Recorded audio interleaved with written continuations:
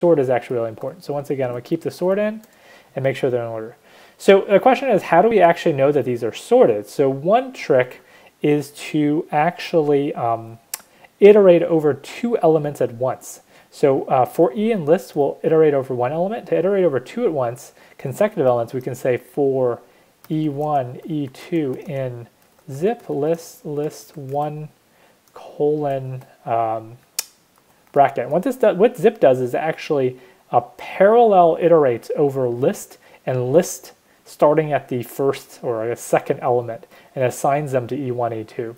So we actually see what this looks like. We can see that if we print E1 timestamp, E2 timestamp, we see that it's actually staggered. So notice how, let's just go to an earlier example.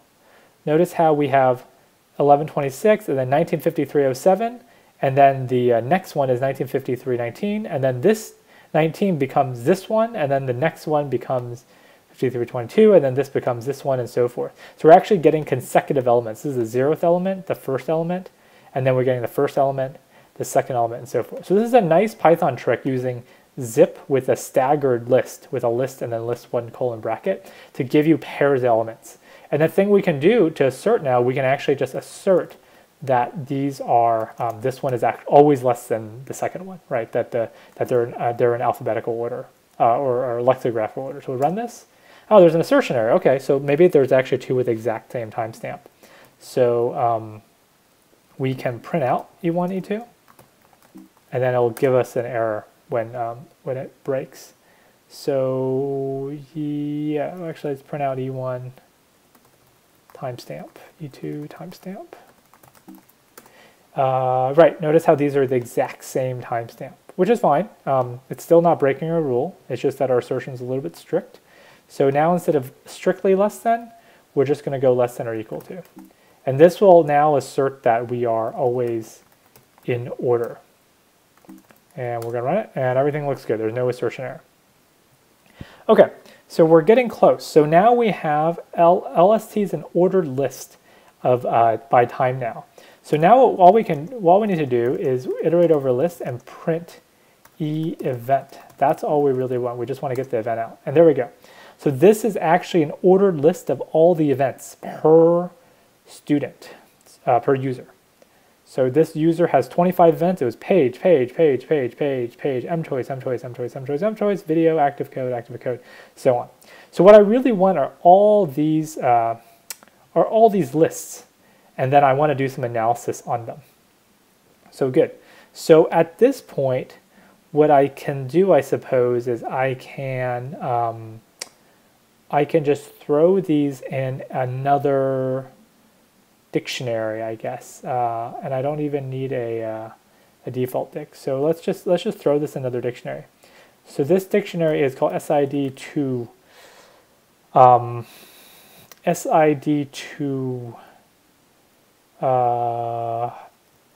event types. We'll just make a normal dictionary. So key is SID, value assorted list of event types.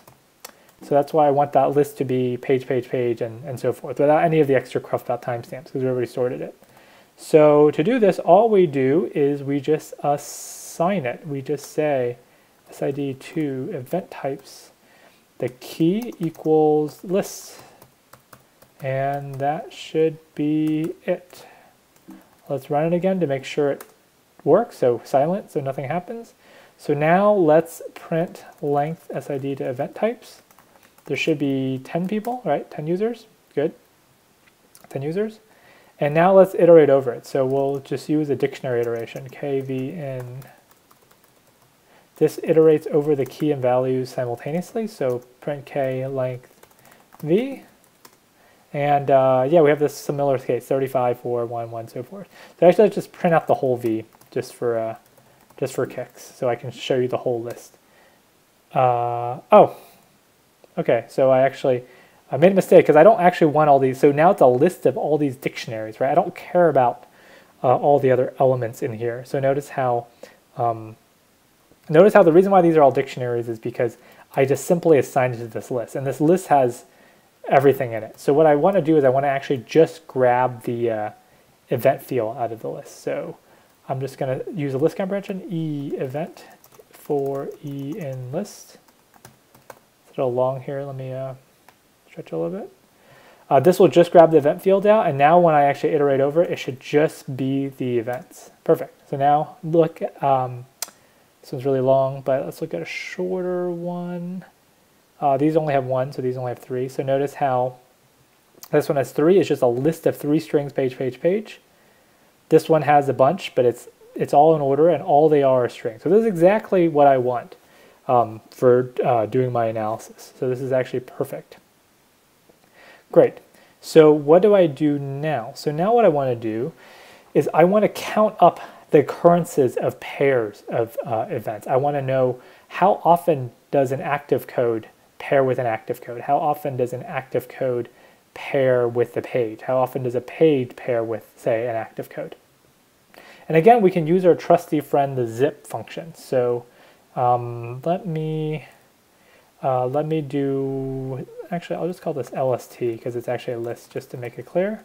Again, same output. We're going to use the handy zip again. So E1, E2, in, zip, list, 1, colon bracket. So recall what this is E1, E2. Let's print all the way down here. So what I'm going to do is I'm actually going to iterate over consecutive elements in this list. I'm going to print it for you.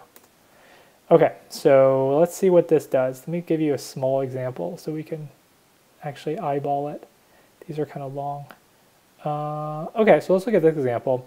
So this person did active code, active code, active code, active code, active code, a bunch of active codes, and one page here. So this is actually not very interesting because the pairs are active code, active code, active code, active code, and then active code page, and then page active code, and then all active code. So this person was actually kind of boring. They were just running a bunch of code. This person had a bunch of pages followed by videos, video page, so forth. So again, what we're doing is we're getting the pairs out. We're getting the zip function. The zip function actually gives us a pair at a time. So this gives us the 0th and 1th element, and then next loop goes 1th and 2nd, next loop 2nd and 3rd, 3rd and 4th, 4th and 5th. So it actually doesn't skip over anything. So it gives us all the pairs we want. Okay, so now we have all the pairs. I want to just simply count them. So how do we count the pairs? All we do is let's actually use a counter class. So from collections, we can import a counter class. So pair counts equals counter. And the key here is a tuple representing a pair of event types. Value is count of how many times it occurs. So a counter is really nice because you can just throw it, give it a key, and then increment it, and it'll just increment. It's basically like a default dict with an integer default with some helper functions. So E1, E2 is the tuple, so let's actually just make it into a tuple just to make it a bit more official. Good, so now we actually put parentheses around it, so we actually made it into a tuple.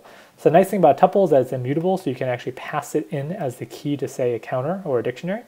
So now we have all these tuples, and we're just going to count them up. So now we can do pair counts index this tuple plus equals 1. So we're just incrementing the count by 1. Every time we see one of these things, just increment it by 1. Technically, you don't actually need the parentheses here because this is an implicit tuple, but let's leave it in there for clarity. Okay, let's just run it again, make sure nothing broke. Okay, well, we don't know if it actually worked, but nothing broke.